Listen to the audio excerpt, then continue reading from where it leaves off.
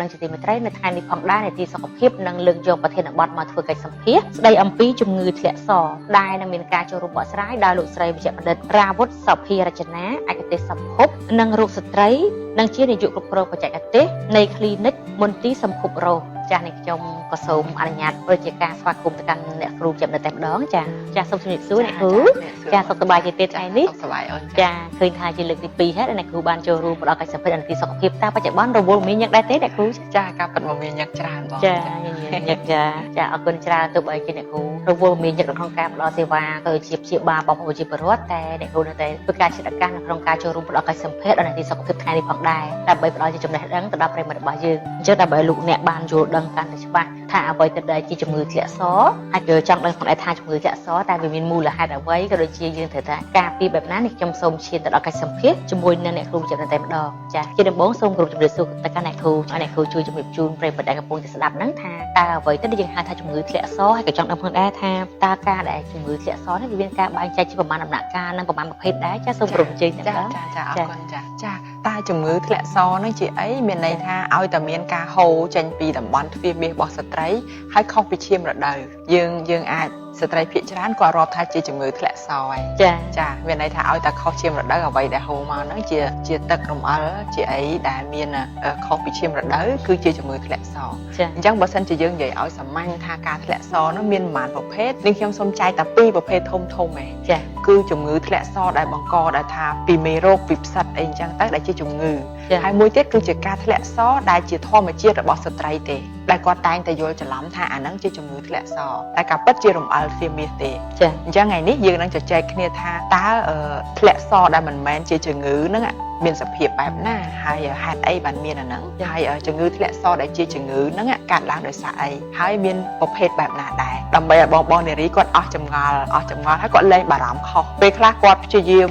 ព្យាបាលនៅស្ថានភាពធម្មតារបស់គាត់ដែលនាងខ្ញុំតែងតែនិយាយលេងថាព្យាបាលយ៉ាងណាក៏អត់ជាដែរព្រោះវាជាធម្មជាតិរបស់យើងទេវាជារំអិលទ្វារមាសរបស់យើងទេចាអរគុណច្រើនដល់អ្នកគ្រូដែលបានជំរាបជូនយ៉ាងក្បោះក្បាយផងដែរអំពីអ្វីដែលយើងហៅថាជំងឺធ្លាក់សឬជាការបែងចែកពីប្រភេទនេះចាអញ្ចឹងតើយើងអាចសម្គាល់បែបណាទៅថាយើងនឹងឈានទៅដល់មានជំងឺធ្លាក់សដែលហៅថាជាជំងឺនេះតែម្ដងចាជាទូទៅបើសិនជាយើងនិយាយអំពីជំងឺធ្លាក់សដែលជាជំងឺវាយើងសម្គាល់បានតាមរយៈរោគសញ្ញារបស់ជំងឺមួយដែលយើងអាចចែកចេញជា3ធំទៀតគឺធ្លាក់សដោយសារតែមេរោគផ្សិតធ្លាក់សដោយសារតែបាក់តេរីប្រភេទបាក់តេរីនិងធ្លាក់សដោយសារជំងឺកាមរោគចាហើយប្រភេទជំងឺមួយហ្នឹងគឺមានលក្ខណៈសដែលធ្លាក់មកហ្នឹងគឺខុសៗគ្នាចាឧទាហរណ៍បើសិនជាធ្លាក់សដោយសារតែមេរោគផ្សិតច្បាស់ណាស់គឺរោគសញ្ញាទី1របស់គាត់គឺរមាស់ហើយសដែលធ្លាក់មកហ្នឹងគឺពណ៌សខាប់ដូចកាកបាយហើយគាត់រៀងឃើញច្រើនជាងធម្មតាអាហ្នឹងអាចជារោគសញ្ញានៃការធ្លាក់សដោយសារតែផ្សិតចាបើសិនជាប្រភេទបាក់តេរីវិញអាចមានដូចជាពណ៌ខៀវពណ៌លឿងខ្លាំងមានក្លិនស្អុយហើយមានការរមាស់ដូចគ្នាចាអរគុណច្រើនចាអញ្ចឹងក្នុងចំណោមយើងធ្វើដូចមិនទេបានយើងដឹងថាយើងនឹងឈានទៅដល់ការធ្លាក់សដែលជាជំងឺដែលសារតែធម្មតាស្ត្រីរបស់យើងជាពិសេសមុនមករដូវអ្នកគ្រូតែងតែឃើញមានទឹករំអិលឬក៏មានការធ្លាក់សតើយើងធ្វើមិនបាត់ដឹងថាណាដែលជាជំងឺមួយណាដែលជាសញ្ញាគឺថាធម្មតាតែម្ដងចាជាទូទៅដើម្បីបែងចែកឲ្យដាច់ថាធ្លាក់សដែលកំពុងមាននឹងជាការធ្លាក់សធម្មតាឬជំងឺតតែគ្រូពេទ្យឯកទេសខាងរោគស្ត្រីគាត់ពិនិត្យហើយបើសិនជាគាត់ពិនិត្យហើយមានការសង្ស័យគាត់បៀកយកទៅមើលទៀតបៀកសហ្នឹងទៅមើលដើម្បីឲ្យច្បាស់ថាតើអ្វីដែលមាននឹងជាមេរោគជាផ្សិតឬមួយក៏ជាជំងឺកាមរោគផ្សេងចាតែបើសិនជាយើងនិយាយឲ្យបងនារីគាត់ស្រួលស្ដាប់ថាខ្ញុំអាចសម្គាល់បានទេថាសរបស់ខ្ញុំនឹងជាសធម្មតាឬមួយក៏សជំងឺដើម្បីឲ្យគាត់ដឹងថាគួរមកឬក៏មិនគួរមកអញ្ចឹងយើងនិយាយថាពីសធម្មតាសិនចាពីការធ្លាក់សធម្មតាដោយបងមានប្រសាសន៍មិនអញ្ចឹងឲ្យតែចិត្តមករដូវរៀងឃើញមានរំអិលថ្លាធ្លាក់មកហើយអញ្ចឹងសភាពនៃការធ្លាក់សធម្មតាដែលយើងហៅថារំអិលទ្វារមាសនោះជាទូទៅគឺមិនមានក្លិនចាហើយក្លិនដែលនាងខ្ញុំនិយាយនេះគឺសំដៅទៅលើក្លិនស្អុយមិនមែនក្លិនដែលផ្អាប់ផ្អួរទេពេលខ្លះគាត់ឃើញរំអិលនឹងធ្លាក់ទៅលើខោហើយទៅគាត់ធ្វើការវល់ល្ងាចគាត់ធំក្លិននៅលើខោរបស់គាត់គិតថាហ្នឹងជាក្លិនស្អុយចាតែអាហ្នឹងមិនមែនទេវាជាការដែលទុករបស់មួយផ្អាប់អញ្ចឹងវាអាចធំក្លិនផ្អួរក្លិនរបៀបអញ្ចឹងមិនមែនជាក្លិននៃជំងឺទេក្លិននៃជំងឺគឺដូចទឹកត្រីធ្លាក់មកស្អុយតែម្ដងចាទី1គឺត្រូវតែអត់ក្លិនទី2គឺពណ៌របស់វាថ្លាដូចពងមាន់ថ្លារបស់យើងអញ្ចឹងចាហើយទី3 អត់មានរមាស់អត់មានរមាស់អត់មានរោគសញ្ញាអីទាំងអស់អញ្ចឹងស្ត្រីដែលគាត់មានសដែលមិនរមាស់មិនមានក្លិនហើយមានសភាពថ្លាបែបនេះមានថាមិនមានពណ៌អីទេគាត់អាចចាប់អារម្មណ៍ឃើញថាវាប្រែប្រួលទៅតាមវដ្តរដូវរបស់គាត់ជាទូទៅពេលជិតមករដូវគាត់រៀងច្រើនជាងធម្មតាពេលមករដូវហើយរៀងច្រើនជាងនឹងតិចទៀតហើយនៅពេលដែលគាត់មករដូវបាន2សប្តាហ៍បាន2សប្តាហ៍គាត់ចាប់ដើមមានសង្កេតឃើញថាមានធ្លាក់សមកផ្លុចរៀងច្រើនមួយថ្ងៃ2ថ្ងៃហ្នឹងពេលហ្នឹងឯងភាគច្រើនបារម្ភហត់មកពេទ្យពេលហ្នឹងឯងចាតែការពិតឲ្យតែការធ្លាក់សតាក់ទងជាមួយនឹងវដ្តរដូវបែបហ្នឹងណាគឺជាធម្មជាតិរបស់យើងទេចាដោយសារតែធម្មជាតិរបស់យើងនឹងមានការប្រែប្រួលអរម៉ូននៅក្នុងខ្លួនយើងដើម្បីត្រៀមនៅក្នុងការបង្កកំណើតអញ្ចឹងក៏ធ្វើឲ្យមានការចេញរំអិលទ្វារមាសច្រើនអញ្ចឹងទៅចាអញ្ចឹងបរិមាណរំអិលទ្វារមាសច្រើនមិនមែនជាសញ្ញានៃជំងឺទេអ្នកខ្លះតែងតែប្រាប់នាងខ្ញុំថាខ្ញុំដូចអ្នកគ្រូនិយាយអញ្ចឹងតែច្រើនជាងមិត្តភក្តិខ្ញុំចាអ្នកខ្លះគេអត់សូវមានទេរឿងតិចរឿងច្រើនអាស្រ័យលើអរម៉ូននៅក្នុងខ្លួនយើងចារូបរាងយើងខុសគ្នាអរម៉ូនដំណើរការក្នុងខ្លួនយើងខុសគ្នាអញ្ចឹងធ្វើឲ្យកម្រិតនៃរំអិលទ្វារមាសក៏ខុសគ្នាទៅតាមហ្នឹងដែរអញ្ចឹងរឿងបរិមាណមួយនេះខ្ញុំអត់សម្គាល់ទេតិចឬច្រើនមិនសម្គាល់ថាជាជំងឺទេខ្ញុំសម្គាល់ទៅលើរូបរាងរបស់វាក្លិនរបស់វានិងការរំខានរបស់វាចាច្រើនអញ្ចឹងអ្នកគ្រូបានបកស្រាយយ៉ាងក្បោះក្បាយហើយអំពីរូបសញ្ញាគឺថាដោយសារតែវាផ្អែកទៅលើការធ្លាក់សហ្នឹងគឺថាអាចផ្អែកទៅលើអរម៉ូនឬជាសុខភាពរបស់ស្ត្រីរៀងៗខ្លួនហ្នឹងចាអញ្ចឹងសូមជម្រាបសួរផងដែរថាការដែលធ្លាក់សដែលឈានទៅដល់ជាជំងឺនេះតើវាអាចមានរយៈពេលយូរទេដែលវាអាចបង្កជាជំងឺអ្នកគ្រូចាជាទូទៅមិនយូរទេនៅពេលដែលគាត់មានការចម្លងមេរោគអីមួយចូលទៅក្នុងខ្លួនគាត់ឧទាហរណ៍ថាគាត់មានបាក់តេរីចូលទៅគាត់មានមេរោគផ្សិតដុះមកអញ្ចឹងត្រឹមតែ 2-3 ថ្ងៃហ្នឹងគាត់ចាប់ដើមមានរោគសញ្ញាតែរោគសញ្ញានោះវាទាមទារឲ្យគាត់អញ្ជើញមកជួបគ្រូពេទ្យដើម្បីធ្វើរោគសញ្ញាបានត្រឹមត្រូវហើយអ្វីដែលខ្ញុំមិនចង់ឲ្យបងនារីអនុវត្តនោះកុំព្យាយាមទិញថ្នាំញ៉ាំក៏ដូចជាថ្នាំសុលទៅនៅឱសថស្ថានដើម្បីប្រើដោយខ្លួនឯងពីព្រោះពេលខ្លះយើងអាចបែងចែកបានទេថាសដែលយើងកំពុងមាននោះជាប្រភេទផ្សិតឬក៏ប្រភេទបាក់តេរីឬក៏ជាប្រភេទមេរោគដែលវាបានចម្លងដែលហៅថាកាមរោគកាលណាយើងធ្វើរោគវិនិច្ឆ័យអត់ច្បាស់ទេយើងប្រើថ្នាំទៅវាមិនបានចំគោលដៅតែវាធ្វើឲ្យខូចប្រព័ន្ធការពារយើងទៅវិញអ្នកខ្លះគាត់ប្រើថ្នាំសល់ជាញឹកញាប់ឲ្យតែមករដូវហើយគាត់សល់ថ្នាំហើយអញ្ចឹងជាលទ្ធផលមេរោគកាចអត់ជាទេប៉ុន្តែដល់ពេលវាងាប់វាខូចលើប្រព័ន្ធការពាររបស់យើងដែលនឹងខ្ញុំនិយាយដដែលថាទ្វារមាសរបស់ស្ត្រីគឺមានកូនទាហានមានប្រព័ន្ធការពារមានរបាំងការពារល្អណាស់នៅពេលដែលគាត់ប្រើប្រាស់ថ្នាំផ្សះច្រើនថ្នាំសល់ច្រើនវាធ្វើឲ្យងាប់ប្រព័ន្ធការពាររបស់គាត់អញ្ចឹងធ្វើឲ្យគាត់កើតជំងឺធ្លាក់សនឹងអត់ចេះជាទេចាអរគុណច្រើនដល់អ្នកគ្រូដែលបានជួយជួយយ៉ាងក្បោះក្បាយអញ្ចឹងសូមជម្រាបសួរបន្តផងដែរអ្នកគ្រូចង់ដឹងថាអាការមានការធ្លាក់សមានការធំក្លិនឬការធ្លាក់សដែលអាចថាជាជំងឺហ្នឹងតើវាកើតឡើងគ្រប់វ័យឬកើតឡើងតែវ័យចាស់ដែរទេចាជាទូទៅបើតាក់ទងជាមួយនឹងវ័យភាគច្រើនវ័យបន្តពូជចានៅពេលដែលមានការរួមភេទគឺអាចនឹងងាយការចម្លងជំងឺផ្សេងអញ្ចឹងអាការៈធ្លាក់សដែលជាជំងឺច្រើនកើតឡើងទៅលើស្ត្រីដែលស្ថិតនៅក្នុងវ័យបន្តពូជចាអញ្ចឹងឲ្យតែមានការរួមភេទសុទ្ធតែអាចមានអាការៈនឹងដូចគ្នាតែផ្ទុយទៅវិញស្ត្រីដែលអស់រដូវក៏គាត់អាចមានអាការៈធ្លាក់សដែរក៏ព្រោះតែភាពស្ងួតរបស់គាត់ក៏ព្រោះតែការឡើងផ្សិតការអីដែលគាត់ស្ងួតខ្លាំងពេកក៏គាត់អាចទៅជាជំងឺធ្លាក់សដែរចាអរគុណច្រើនចាអញ្ចឹងយើងក្រោយពីស្ដាប់ទៅយើងដឹងអំពីរូបសញ្ញាអញ្ចឹងប្រកាសជាចង់ដឹងថាការធ្លាក់សវាបណ្ដាលមកពីអីទៅដែលអាចថាវាធ្វើឲ្យយើងខ្លាចជាជំងឺនេះចាសូមជម្រាបសួរផងដែរអ្នកគ្រូចង់ដឹងថាជំងឺធ្លាក់សនេះតើវាមានមូលហេតុអីដែលធ្វើឲ្យយើងធ្លាក់សនេះចាបើសិនជាយើងនិយាយអំពីជំងឺធ្លាក់សដោយសារជំងឺក៏តែយើងនិយាយមួយធំពីព្រោះក្រុមវាធំមាន3ទី1គឺធ្លាក់សដោយសារផ្សិតអញ្ចឹងយើងនិយាយពីផ្សិតហើយចាំយើងនិយាយអំពីការធ្លាក់សដោយសារបាក់តេរីហើយបានបន្តមកយើងនិយាយអំពីកាមរោគពីព្រោះជំងឺធ្លាក់សនេះធំមែនតែនហើយបារម្ភគ្រប់គ្នាចាអញ្ចឹងទី1ការធ្លាក់សដោយសារផ្សិតអ្នកខ្លះគាត់កើតជំងឺធ្លាក់សដោយសារផ្សិតនេះមួយឆ្នាំ 5-6 ដងក៏មានដែរហើយគាត់បារម្ភណាស់នៅពេលដែលគាត់លមាស់ខ្លាំងគាត់ភ័យខ្លាំងគាត់រំខានខ្លាំងគឺគាត់បារម្ភខ្លាំងមែនតើអញ្ចឹងបើសួរថាផ្សិតកើតដោយសារអីផ្សិតកើតដោយសារការផ្អាប់ផ្សិតនៅតំបន់ទ្វារមាសកើតដោយសារការផ្អាប់ដូចយើងទុករបស់មួយនៅខាងក្រៅអញ្ចឹងយើងទុកទឹកដោះគោចោលរយៈពេលយូរក៏វាឡើងផ្សិតដូចគ្នាអញ្ចឹងផ្សិតនៅតំបន់ទ្វារមាសក៏កើតពីការផ្អាប់ដែរអញ្ចឹងនៅពេលដែលស្ត្រីគាត់អង្គុយយូរការងាររបស់គាត់អង្គុយយូរគាត់ស្លៀកខោតឹងពេកពិសេសខោលីអូសាច់ដែលប្រភេទសាច់នីឡុងប្រភេទខោដែលដូចកស៊ូប្រភេទកស៊ូហើយទៅគាត់ស្លៀកខោអាវខាងក្រៅតាំងពេកអង្គុយយូរ ហើយតើស្លៀកកៅអៅតាំងពេកលីអូដែលគាត់មានសភាពមួយតឹងហើយសាច់កៅស៊ូវាជំរុញឲ្យមានការហប់នៅពេលដែលហប់វាធ្វើឲ្យកើតផ្សិតចាទី2គាត់ញ៉ាំទឹកតិចនៅពេលដែលគាត់ញ៉ាំទឹកតិចទៅធ្វើឲ្យគាត់មិនអាចមានជាតិទឹកគ្រប់គ្រាន់ក្នុងការជួយសារពាង្គកាយគាត់ទេទី3គាត់មានការក្តៀនលាមកនៅពេលដែលគាត់អត់បានបត់ជើងទៀងទាត់ទេផ្សិតនៅនឹងរុនគូនឹងវាឆ្លងទៅវិញទៅមកជាមួយនឹងតំបន់ទ្វារមាសរបស់ស្ត្រីអញ្ចឹងញ៉ាំទឹកឲ្យគ្រប់គ្រាន់បន្ថយការផ្អាប់ណាហើយបន្ថយកុំឲ្យមានការដែលបត់ជើងក្តៀនអញ្ចឹងវាបន្ថយនៅការកើតផ្សិតដូចគ្នាហើយចំណុចមួយទៀតដែលធ្វើឲ្យការផ្សិតដែរនោះគឺការដែលប្រព័ន្ធការពាររបស់យើងខ្សោយទៀតចាអញ្ចឹងជំងឺផ្សិតកើតច្រើនមែនទែនលើអ្នកជំងឺអេដអ្នកជំងឺដែលគាត់មានទឹកនោមផ្អែមហើយក៏ដូចជាស្ត្រីមានផ្ទៃពោះដូចគ្នាព្រោះពេលដែលយើងទងន់ពេលដែលយើងមានជំងឺប្រព័ន្ធការពាររបស់យើងខ្សោយអញ្ចឹងមេរោគផ្សិតងាយនឹងឈ្លានពានណាចាចាអរគុណច្រើនអ្នកគ្រូដែលបានជំរាបជូនអំពីមូលហេតុដែលបង្កឲ្យស្ត្រីរបស់យើងហ្នឹងកើតនៅជំងឺធ្លាក់សនេះអញ្ចឹងខ្ញុំសូមជម្រាបសួរបន្តផងដែរអ្នកគ្រូចង់ដឹងថាតើកត្តាផ្លូវចិត្តវិញវាអាចជាមូលហេតុដែលធ្វើឲ្យស្ត្រីហ្នឹងគាត់អាចនឹងកើតនៅជំងឺធ្លាក់សដែរទេចាចាការពិតជំងឺធ្លាក់សកើតដោយសារការផ្អាប់ដូចផ្សិតដូចអញ្ចឹងកើតដោយសារការចម្លងតាមរយៈដៃគូរបស់គាត់តែការពិតជាការពិតវាជួលរួមដោយប្រយោលទៀតដែរកត្តាផ្លូវចិត្តពិតជាចូលរួមដោយប្រយោលទៅលើសុខភាពគាត់ជារួមមានន័យថាសុខភាពផ្លូវចិត្តគាត់ល្អធ្វើឲ្យប្រព័ន្ធការពារគាត់ខ្លាំងគាត់សប្បាយចិត្តនៅក្នុងការថែទាំខ្លួនអញ្ចឹងវាពិតជាចូលរួមចំណែកនៅក្នុងការបន្ថយជំងឺមិនថាជំងឺធ្លាក់សជំងឺអីក៏អាចបន្ថយបានដែរនៅពេលដែលខ្លួនយើងរឹងមាំខ្លួនយើងខ្លាំងចាសូមអរគុណច្រើនចាអញ្ចឹងសូមជម្រាបសួរបន្តផងដែរអ្នកគ្រូចង់ដឹងថាអ្នកជំងឺដែលគាត់កើតនៅជំងឺធ្លាក់សបើគាត់ចេះធ្វើការសមាធិតើអាចធ្វើឲ្យអ្នកជំងឺគាត់មានចិត្តនៅស្ងប់ដែរទេ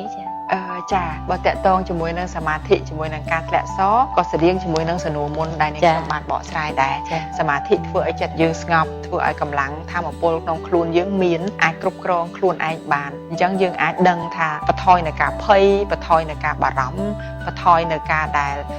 យើងដូចថាបារម្ភច្រើនទៅលើជំងឺអញ្ចឹងធ្វើឲ្យយើងងាកមកដល់ការថែទាំខ្លួនបានត្រឹមត្រូវប្រព័ន្ធការពាររបស់យើងល្អអញ្ចឹងវាចូលរួមចំណែកតែដោយប្រយោលទៅលើជំងឺនេះចា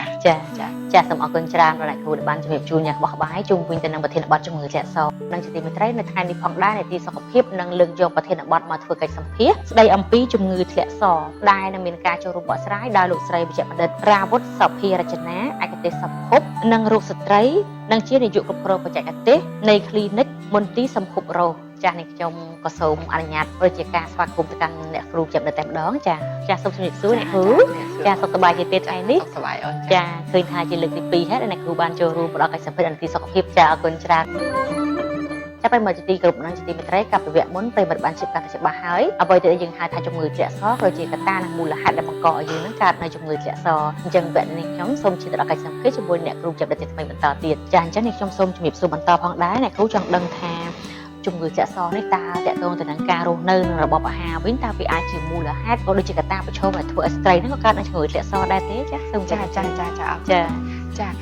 របបអាហារវាចូលរួមដោយប្រយោលទៅលើជំងឺធ្លាក់សអ្នកខ្លះគាត់តែងតែនិយាយថាឲ្យតែគាត់ហូបត្រពាំងគាត់ចាប់តាមធ្លាក់សហើយអញ្ចឹងអាចជាតកតងជាមួយនឹងការដែលគាត់ផ្អាប់អញ្ចឹងនៅពេលដែលគាត់ដឹងថារបបអាហារប្រភេទអីមួយដែលគាត់ហូបហើយមានរោគសញ្ញារមាស់មានរោគសញ្ញាប្លែកនៅតំបន់នោះគឺគាត់ជៀសវាងតែម្ដងតែទី1ទី2គឺត្រូវតែហូបរបបអាហារណាដែលល្អសម្រាប់សុខភាពរបស់គាត់មានតុល្យភាពមានគុណភាពអញ្ចឹងបកទៅលក្ខខណ្ឌដូចមុនវិញមានន័យថានៅពេលដែលគាត់ហូបបានត្រឹមត្រូវធ្វើឲ្យប្រព័ន្ធការពាររបស់គាត់ល្អធ្វើឲ្យគាត់អត់ធាត់នៅពេលដែលគាត់អត់ធាត់ទេច្បាស់ណាស់គឺគាត់បន្ថយនៅជំងឺបានច្រើនអញ្ចឹងអត្រានៃការធ្លាក់សហ្នឹងក៏ធ្លាក់សជំងឺហ្នឹងក៏ថយទៅតាមនឹងដែរហើយបើបងសួរថារបៀបនៃការរស់នៅក៏ចូលរួមចំណែកដែរការយល់ដឹងត្រូវអំពីសុខភាពតំបន់ទ្វារមាសរបស់ខ្លួនដឹងថាការអនាម័យជ្រុលក៏ខុសការអត់អនាម័យក៏ខុសហើយទៅធ្វើម៉េចដឹងថាតើអនាម័យឲ្យត្រូវនោះវាជាវិធីធ្វើឲ្យគាត់អាចបន្ថយនៅជំងឺនេះបានចាអរគុណច្រើនដោយការវិវត្តមុនអ្នកគ្រូបានជំរាបជូនហើយតើតើទៅនឹងមូលហេតុដែលធ្វើឲ្យស្ត្រីកើតជំងឺធ្លាក់សនេះអញ្ចឹងខ្ញុំសូមជម្រាបសួរបន្តផងដែរតាមបទពិសោធន៍អ្នកគ្រូធ្វើការក៏ដូចជាស្ត្រីដែលគាត់អញ្ជើញមកព្យាបាលតើចង់ដឹងថាបច្ចុប្បន្នតើមូលហេតុណាមួយកើតឡើងទៅលើស្ត្រីចម្បងតែម្ដងចាបើសិនជាមូលហេតុដែលច្រើនជាងគេនោះគឺជំងឺផ្សិតនឹងឯងការធ្លាក់សដោយផ្សិតហ្នឹងគឺច្រើនសម្រាប់ស្ត្រីបានបន្ទាប់ពីហ្នឹងមកគឺជំងឺធ្លាក់សដោយសារតាមេរោគឆ្លងមួយចំនួនដែលថាឆ្លងតាមរយៈការរួមភេទជាមួយដៃគូរបស់គាត់ ចាអរគុណច្រើនចាចឹងនេះខ្ញុំចង់ដឹងផងដែរអ្នកគ្រូសូមជំរាបសួរបន្តផងដែរថាចំពោះស្ត្រីដែលគាត់កើតនឹងជំងឺធ្លាក់សហ្នឹងបន្ទាប់ពីគាត់អាចថាទៅជួបគ្រូពេទ្យឆ្លងកាត់ការព្យាបាលតែជំងឺហ្នឹងព្យាបាលជាដាច់ដែរទេឬក៏ថាយើងព្យាបាលឲ្យវាកើតឡើងវិញដោយសារតែយើងធ្វើការអង្គុយយូរផ្អាប់អីអញ្ចឹងហើយចង់ដឹងថានីតិវិធីនៃការព្យាបាលជំងឺធ្លាក់សតែគ្រូពេទ្យព្យាបាលវាមិនដែរទេចាអរគុណអូនជាទូទៅការធ្លាក់សទៅតាមប្រភេទរបស់វាមានន័យថាបើសិនជាធ្លាក់សផ្សិតស្ត្រីទៅរំពឹងថាងាយព្យាបាលណាស់ប្រើថ្នាំត្រឹមតែមួយគ្រាប់គាត់បាត់តែម្ដងប៉ុន្តែងាយនឹងលាប់មកវិញបើសិនជាការផ្អាប់នៅតែមានបើសិនជាទម្លាប់នៃការដែលគាត់អង្គុយយូរនៅតែមានហើយទម្លាប់នៃការហូបចុករបស់គាត់នៅតែដដែលអញ្ចឹងអ្វីដែលគាត់ត្រូវរំពឹងអំពីជំងឺធ្លាក់សដែលផ្សិតត្រូវដឹងថាផ្សិតងាយព្យាបាលងាយលាប់មកវិញតែក៏វាអត់កាចសាហាវដែរជំងឺផ្សិតមិនដែលវិវត្តទៅជាមហារីកទេផ្សិតមិនដែលធ្វើឲ្យយើងវាគ្រាន់តែរំខានយើងប៉ុន្តែវាអត់បានធ្វើឲ្យផ្នែកផ្សេងទៀតនៃរាងកាយនៃស្បូននឹងខូចខាតដែរអញ្ចឹងគាត់ត្រូវដឹងឲ្យច្បាស់ព្រោះគ្រាន់តែគាត់បារម្ភពីជំងឺផ្សិតហ្នឹងធ្វើឲ្យគាត់ហ្នឹងគេងអត់លក់បាត់ហើយដល់ពេលគាត់សម្រាប់អត់លក់ទៅគាត់ចាប់ផ្ដើមខ្សោយដល់ពេលគាត់ខ្សោយទៅច្បាស់ណាស់ផ្សិតកាន់តែឈឺញឹកញាប់ទៀតអញ្ចឹងត្រូវតែជៀសវាងការផ្អាប់ត្រូវតែថែទាំឲ្យតំបន់ទ្វារមាសគាត់ហ្នឹងឲ្យប្រព័ន្ធការពារល្អមកវិញអញ្ចឹងជាទូទៅនៅពេលដែលខ្ញុំព្យាបាលជំងឺផ្សិតខ្ញុំព្យាបាលហើយខ្ញុំបញ្យល់គាត់ឲ្យដឹងពីរបៀបនៃការការពារខ្លួនដើម្បីបន្ថយការលាប់ឡើងនៃផ្សិតហ្នឹងវាមិនអាចឲ្យដាច់តែម្ដងទេប៉ុន្តែយ៉ាងហោចពជាពេលមានន័យថាហូបទឹកឲ្យបានច្រើនបន្ថយការទល់លាមកបន្ថយការផ្អាប់ស្លៀកលីអូសាច់កូតុងធ្វើម៉េចឲ្យតំបន់ទ្វារមាសរបស់គាត់នឹងកុំឲ្យហប់ហើយនឹងប្រើប្រាស់ថ្នាំមួយចំនួនដែលជួយឲ្យប្រព័ន្ធការពាររបស់គាត់នឹងល្អមកវិញអញ្ចឹងយើងត្រូវទៅធ្វើតេស្តមើលថាតើប្រព័ន្ធការពារតំបន់ទ្វារមាសរបស់គាត់ឥឡូវហ្នឹងមិនហើយបើសិនជាគាត់ខ្សោយតំបន់ទ្វារមាសហ្នឹងហើយទាមទារឲ្យគាត់ប្រើប្រាស់ថ្នាំមួយចំនួនដើម្បីធ្វើឲ្យប្រព័ន្ធការពារនឹងដោះមកវិញព្រោះតែមួយរយៈពេលមុនគាត់ស្អាតពេកគាត់ដោះសម្អាតខ្លាំងពេកប្រព័ន្ធការពារគាត់ងាប់អស់អញ្ចឹងហើយទាមទារឲ្យយើងប្រើប្រាស់ឱសថមួយចំនួនដើម្បីជំរុញឲ្យប្រព័ន្ធការពារល្អមកវិញអញ្ចឹងរយៈពេលនៃការកើតផ្សិតហ្នឹងក៏ថយចុះដូចគ្នាចាសូមអរគុណច្រើនណាស់អ្នកគ្រូអញ្ចឹងតាមអ្វីដែលអ្នកគ្រូបានលើកឡើងគឺថាជំងឺនេះវាមិនជាធ្ងន់ធ្ងរទេប៉ុន្តែស្ត្រីរបស់យើងនៅតែមិនចង់ជួបមិនចង់យល់អញ្ចឹងសូមជំរាបសួរបន្តផងដែរថាជំងឺធ្លាក់សនេះតើវាមានថ្នាំអីវ៉ាក់សាំងកុំឲ្យកើតដែរទេអ្នកគ្រូចាដូចជាអត់មានទេបងអត់មានវ៉ាក់សាំងការពារទេមានតែការអនុវត្តអនាម័យពិសេសជុំវិញការរួមភេទមានន័យថាច្បាស់ណាស់ដៃគូរួមភេទត្រូវតែស្មោះស្ម័គ្រមួយទល់នឹងមួយបើមានការសង្ស័យចម្លងត្រូវតែពាក់ស្រោមអនាម័យហើយមុនពេលរួមភេទត្រូវតែលាងសម្អាតទាំងពីរនាក់ក្រោយពេលរួមភេទត្រូវលាងសម្អាតដូចគ្នាហើយការលាងសម្អាតនេះមិនចាំបាច់ស្អាតរហូតដល់លូកលាងទៅផ្នែកខាងក្នុងនៃទ្វារមាសទេគឺយើងលាងតែផ្នែកខាងក្រៅជាមួយនឹងទឹកស្អាតគឺគ្រប់គ្រាន់ណាដើម្បីធ្វើម៉េចឲ្យប្រព័ន្ធការពារយើងល្អចាអរគុណចាអញ្ចឹងឈានទៅដល់ការបង្ការអនាម័យវិញអ្នកគ្រូការបង្ការអនាម័យតើវាមានសារៈសំខាន់យ៉ាងដូចម្តេចទៅចំពោះសុខភាពរបស់ស្ត្រីចាការបង្ការអនាម័យវាពិតជាសំខាន់តំបន់ទ្វារមាសនឹងជាច្រកចូលនៃមេរោគគ្រប់មុខអញ្ចឹងនៅពេលដែលគាត់អនុវត្តអនាម័យបានត្រឹមត្រូវធ្វើឲ្យមេរោគកាចសាហាវមិនអាចចូលបានអញ្ចឹងលទ្ធភាពនៃការមានកូនលទ្ធភាពនៃការដែល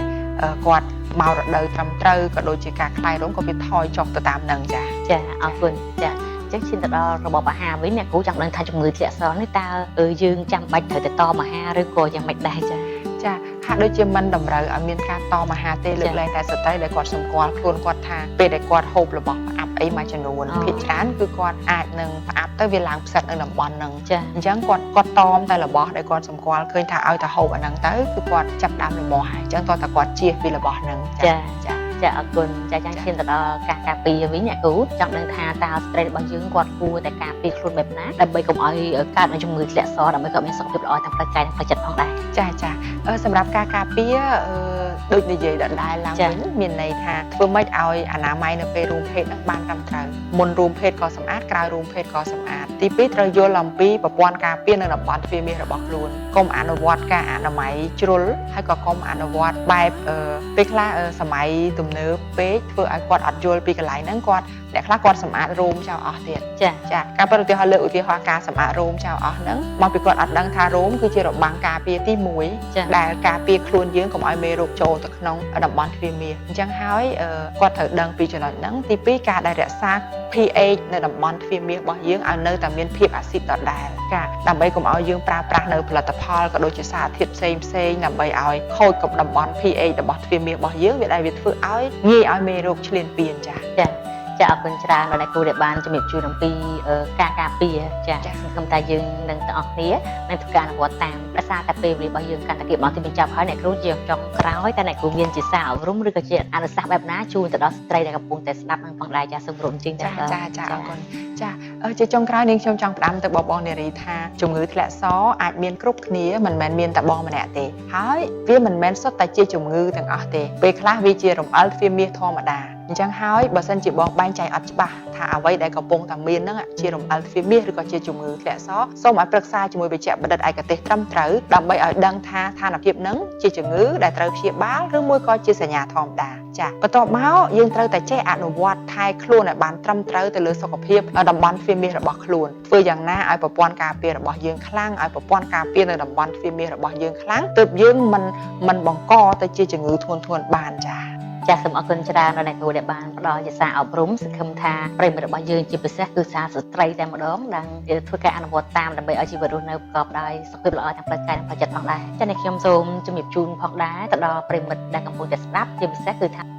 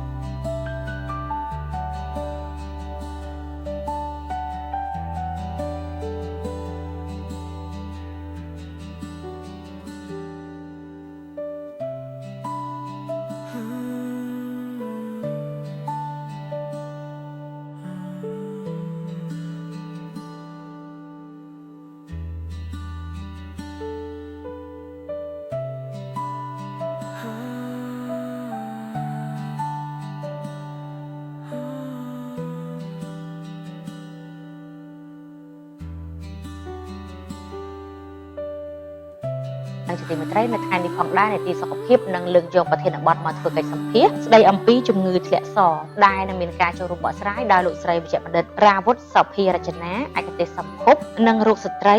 និងជានាយកគ្រប់គ្រងបច្ចេកទេសនៃ Clinic មន្ទីរសម្ភពរោគចាស់នេះខ្ញុំក៏សូមអនុញ្ញាតធ្វើជាការស្វាគមន៍ទៅកាន់អ្នកគ្រូវិជ្ជបណ្ឌិតតែម្ដងចាសូមជម្រាបសួរអ្នកគ្រូចាសុខសប្បាយជាទេថ្ងៃនេះសប្បាយអូនចាឃើញថាជាលើកទី2ហើយដែលអ្នកគ្រូបានចូលរួមផ្ដល់កិច្ចសម្ភាសន៍អំពីសុខភាពចាអរគុណច្រើនចាប់ពីមកជាទីគ្រប់នឹងជាទីមេត្រីកັບពីវគ្គមុនប្រិយមិត្តបានជិតកាត់ច្បាស់ហើយអ្វីដែលយើងហៅថាជំងឺធ្លាក់សក៏ជាកត្តានិងមូលហេតុដែលបង្កឲ្យយើងនឹងកើតនៅជំងឺធ្លាក់សអញ្ចឹងវគ្គនេះខ្ញុំសូមជិះទៅដល់កិច្ចសម្ភាសន៍ជាមួយអ្នកគ្រូចាប់ដល់ទីថ្មីបន្តទៀតចាអញ្ចឹងនេះខ្ញុំសូមជម្រាបសួរបន្តផងដែរអ្នកគ្រូចង់ដឹងថាជំងឺធ្លាក់សនេះតើតកតងទៅនឹងការរស់នៅនឹងរបបអាហារវិញតើវាអាចជាមូលហេតុក៏ដូចជាកត្តាប្រឈមដែលធ្វើឲ្យស្ត្រីហ្នឹងក៏កើតនឹងជំងឺធ្លាក់សដែរទេចាសូមចារបបអាហារវាចូលរួមដោយប្រយោលទៅលើជំងឺធ្លាក់សអ្នកខ្លះគាត់តែងតែនិយាយថាឲ្យតែគាត់ហូបទៅពាំងគាត់ចាប់ដើមធ្លាក់សហើយចាអញ្ចឹងអាចជាតកតងជាមួយនឹងការដែលគាត់ផ្អាប់ចាអញ្ចឹងនៅពេលដែលគាត់ដឹងថារបបអាហារប្រភេទអីមួយដែលគាត់ហូបហើយមានរោគសញ្ញារមាស់មានរោគសញ្ញាប្លែកនៅតំបន់នោះគឺគាត់ជៀសវាងតែម្ដងទៅចាទី1ទី2គឺត្រូវតែហូបរបបអាហារណាដែលល្អសម្រាប់សុខភាពរបស់គាត់មានតុល្យភាពមានគុណភាពចាអញ្ចឹងបកទៅលក្ខខណ្ឌដូចមុនវិញមានន័យថានៅពេលដែលគាត់ហូបបានត្រឹមត្រូវធ្វើឲ្យប្រព័ន្ធការពាររបស់គាត់ល្អធ្វើឲ្យគាត់អត់ធាត់នៅពេលដែលគាត់អត់ធាត់ទេច្បាស់ណាស់គឺគាត់បន្ថយនៅជំងឺបានច្រើនចាអញ្ចឹងអត្រានៃការធ្លាក់សហ្នឹងក៏ធ្លាក់សជំងឺហ្នឹងក៏ថយទៅតាមនឹងដែរចាហើយបើបងសួរថារបៀបនៃការរស់នៅក៏ចូលរួមចំណែកដែរការយល់ដឹងត្រូវអំពីសុខភាពតំបន់ទ្វារមាសរបស់ខ្លួនដឹងថាការអនាម័យជ្រុលក៏ខុសការអត់អនាម័យក៏ខុសហើយទៅធ្វើម៉េចដឹងថាតើអនាម័យឲ្យត្រូវនោះវាជាវិធីធ្វើឲ្យគាត់អាចបន្ថយនៅជំងឺនេះបានចា ចាអរគុណច្រើនចាដោយការវិភាគមុនអ្នកគ្រូបានជំរាបជូនហើយតើតើទៅមូលហេតុដែលធ្វើឲ្យស្ត្រីកើតជំងឺធ្លាក់សនេះអញ្ចឹងខ្ញុំសូមជម្រាបសួរផងតផងដែរតាមបទពិសោធន៍អ្នកគ្រូធ្វើការក៏ដូចជាស្ត្រីដែលគាត់អញ្ជើញមកព្យាបាលតើចង់ដឹងថាបច្ចុប្បន្នតើមូលហេតុណាមួយកើតឡើងទៅលើស្ត្រីចម្បងតែម្ដងចាបើសិនជាមូលហេតុដែលច្រើនជាងគេនោះគឺជំងឺផ្សិតនឹងឯងការធ្លាក់សដោយផ្សិតហ្នឹងគឺច្រើនសម្រាប់ស្ត្រីចាបានបន្ទាប់ពីនឹងមកគឺជំងឺធ្លាក់សដោយសារតាមេរោគឆ្លងមួយចំនួនដែលថាឆ្លងតាមរយៈការរួមភេទជាមួយដៃគូរបស់គាត់ចាអរគុណច្រើនចាចឹងនេះខ្ញុំចង់ដឹងផងដែរអ្នកគ្រូសូមជម្រាបសួរបន្តផងដែរថាចំពោះស្ត្រីដែលគាត់កើតនឹងជំងឺធ្លាក់សហ្នឹងបន្ទាប់ពីគាត់អាចថាទៅជួបគ្រូពេទ្យឆ្លងកាត់ការព្យាបាលតែជំងឺហ្នឹងព្យាបាលជាដាច់ដែរទេឬក៏ថាយើងព្យាបាលវាកើតឡើងវិញដោយសារតែយើងធ្វើការអង្គុយយូរផ្អាប់អីអញ្ចឹងហើយចង់ដឹងថានីតិវិធីនៃការព្យាបាលជំងឺធ្លាក់សតើគ្រូពេទ្យព្យាបាលវាមិនដែរទៅចាអរគុណអូនជាទូទៅការធ្លាក់សទៅតាមប្រភេទរបស់វាមានន័យថាបើសិនជាធ្លាក់សផ្សិតស្ត្រីទៅរំពឹងថាងាយព្យាបាលណាស់ប្រើថ្នាំត្រឹមតែមួយគ្រាប់គាត់បាត់តែម្ដងប៉ុន្តែងាយនឹងលាប់មកវិញបើសិនជាការផ្អាប់នៅតែមានបើសិនជាទម្លាប់នៃការដែលគាត់អង្គុយយូរនៅតែមានហើយទម្លាប់នៃការហូបចុករបស់គាត់នៅតែដដែលអញ្ចឹងអ្វីដែលគាត់ត្រូវរំពឹងអំពីជំងឺធ្លាក់សដោយផ្សិតត្រូវដឹងថាផ្សិតងាយព្យាបាលងាយលាប់មកវិញតែក៏វាអត់កាចសាហាវដែរជំងឺផ្សិតមិនដែលវិវត្តទៅជាមហារីកទេផ្សិតមិនដែលធ្វើឲ្យយើងវាគ្រាន់តែរំខានយើងប៉ុន្តែវាអត់បានធ្វើឲ្យផ្នែកផ្សេងទៀតនៃរាងកាយនៃស្បូននឹងខូចខាតដែរអញ្ចឹងគាត់ត្រូវដឹងឲ្យច្បាស់ព្រោះគ្រាន់តែគា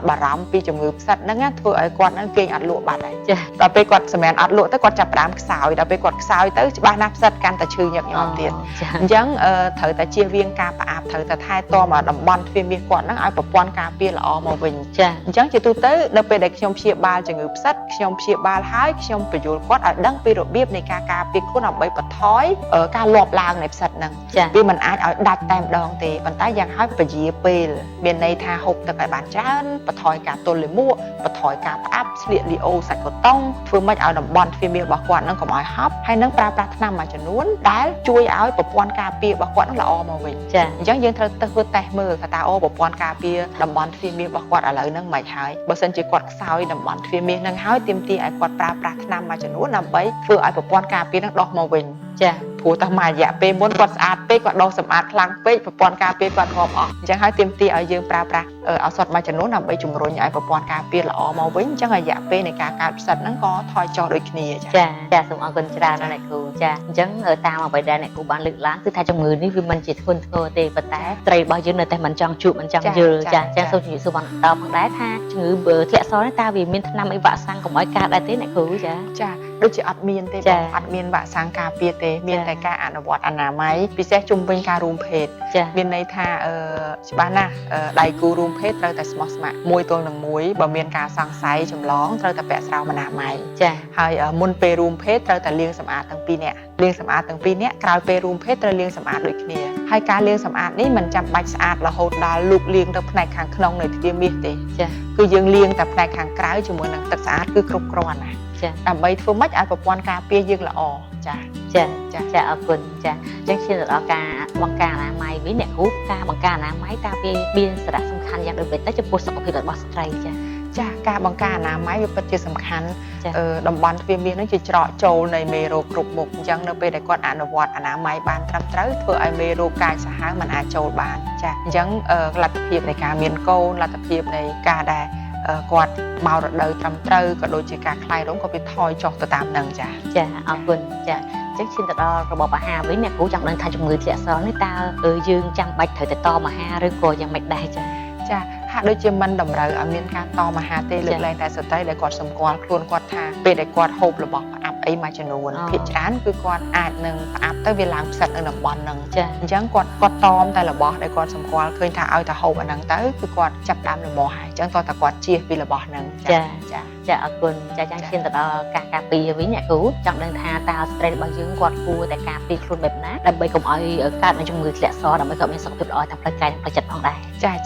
ាសម្រាប់ការការពារដូចនិយាយដដែលឡើងវិញមានន័យថាធ្វើម៉េចឲ្យអនាម័យនៅពេលរួមភេទនឹងបានត្រឹមត្រូវមុនរួមភេទក៏សម្អាតក្រោយរួមភេទក៏សម្អាតទី2ត្រូវយល់អំពីប្រព័ន្ធការពារនៅតំបន់ទ្វារមាសរបស់ខ្លួនកុំអនុវត្តការអនាម័យជ្រុលហើយក៏កុំអនុវត្តបែបពេលខ្លះសម័យទំ ទំនើបពេកធ្វើឲ្យគាត់អត់យល់ពីកន្លែងហ្នឹងគាត់អ្នកខ្លះគាត់សម្អាតរោមចោលអស់ទៀត ចាការពិតឧទាហរណ៍លើកឧទាហរណ៍ការសម្អាតរោមចោលអស់ហ្នឹងមកពីគាត់អត់ដឹងថារោមគឺជារបាំងការពារទី1ដែលការពារខ្លួនយើងកុំឲ្យមេរោគចូលទៅក្នុងតំបន់ទ្វារមាសអញ្ចឹងហើយគាត់ត្រូវដឹងពីចំណុចហ្នឹងទី2ការដែលរក្សា pH នៅតំបន់ទ្វារមាសរបស់យើងឲ្យនៅតែមានភាពអាស៊ីតដដែលការដើម្បីកុំឲ្យយើងប្រើប្រាស់នៅផលិតផលក៏ដូចជាសារធាតុផ្សេងដើម្បីឲ្យខូចកប់តំបន់ pH របស់ទ្វារមាសរបស់យើងវាដែលវាធ្វើឲ្យងាយឲ្យមេរោគឈ្លានពានចា ចាអរគុណច្រើនដល់អ្នកគ្រូដែលបានជំរាបជូនអំពីការការពារចាសង្ឃឹមថាយើងនឹងទាំងអស់គ្នានឹងធ្វើការអនុវត្តតាមដោយសារតែពេលវេលារបស់យើងកាន់តែគៀបមកទីបញ្ចប់ហើយអ្នកគ្រូជាចុងក្រោយតែអ្នកគ្រូមានជាសារអប់រំឬក៏ជាអនុសាសន៍បែបណាជូនទៅដល់ស្ត្រីដែលកំពុងតែស្ដាប់នឹងផងដែរចាសូមរួមជើងចាអរគុណចាជាចុងក្រោយនាងខ្ញុំចង់ផ្ដាំទៅបងប្អូននារីថាជំងឺធ្លាក់សអាចមានគ្រប់គ្នាមិនមែនមានតែបងម្នាក់ទេហើយវាមិនមែនសុទ្ធតែជាជំងឺទាំងអស់ទេពេលខ្លះវាជារំអិលទ្វារមាសធម្មតាអញ្ចឹងហើយបើសិនជាបងបែងចែកអត់ច្បាស់ថាអ្វីដែលកំពុងតែមានហ្នឹងជារំអិលទ្វារមាសឬក៏ជាជំងឺធ្លាក់សសូមឲ្យប្រឹក្សាជាមួយវេជ្ជបណ្ឌិតឯកទេសត្រឹមត្រូវដើម្បីឲ្យដឹងថាស្ថានភាពហ្នឹងជាជំងឺដែលត្រូវព្យាបាលឬមួយក៏ជាសញ្ញាធម្មតាចាបន្ទាប់មកយើងត្រូវតែចេះអនុវត្តថែខ្លួនឲ្យបានត្រឹមត្រូវទៅលើសុខភាពតំបន់ទ្វារមាសរបស់ខ្លួនធ្វើយ៉ាងណាឲ្យប្រព័ន្ធការពាររបស់យើងខ្លាំងឲ្យប្រព័ន្ធការពារនៅតំបន់ទ្វារមាសរបស់យើងខ្លាំងទើបយើងមិនបង្កទៅជាជំងឺធ្ងន់ធ្ងរបានចាចាសសូមអរគុណច្រើនដល់អ្នកគ្រូដែលបានផ្ដល់ជាសារអប់រំសង្ឃឹមថាប្រិយមិត្តរបស់យើងជាពិសេសគឺសារស្ត្រីតែម្ដងដែលធ្វើការអនុវត្តតាមដើម្បីឲ្យជីវិតរស់នៅប្រកបដោយសុខភាពល្អទាំងផ្លូវកាយនិងផ្លូវចិត្តផងដែរចា៎នេះខ្ញុំសូមជំរាបជូនផងដែរទៅដល់ប្រិយមិត្តដែលកំពុងតែស្ដាប់ជាពិសេសគឺថាកំពុងតែស្ដាប់ជាពិសេសគឺថាកំពុង